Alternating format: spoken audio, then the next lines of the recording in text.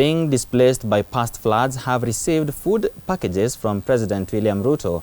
Additionally, Good Samaritan donated new clothes to the affected families in preparation for the upcoming Eid celebration. While addressing the residents, Garsen Member of Parliament Ali Wario stated that the food donation will sustain the affected families for a few weeks.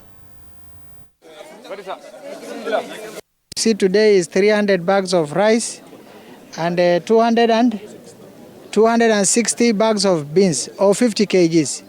So every family will get at least something to eat for the remaining part of Ramadan.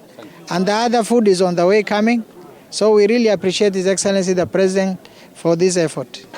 Kuletwa hapa baadhi ya watu ambao sasa wanapata hii chakula ni watu ambao sasa hali yao iko duni kabisa, hali yao ni ile ya mwisho kabisa, hawajiwezi. Kwa hivyo sasa vile hii chakula kimekuja na serikali imetukumbuka kutuletea hii chakula, tumeshukuru Mungu na serikali yetu, Mungu aibariki.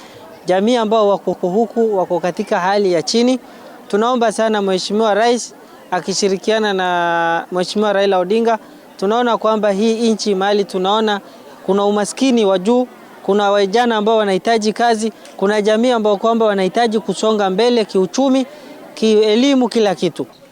Ile uko naye kidogo lazima ukule na ndugu yako, ukule na dada yako. Sawa sawa?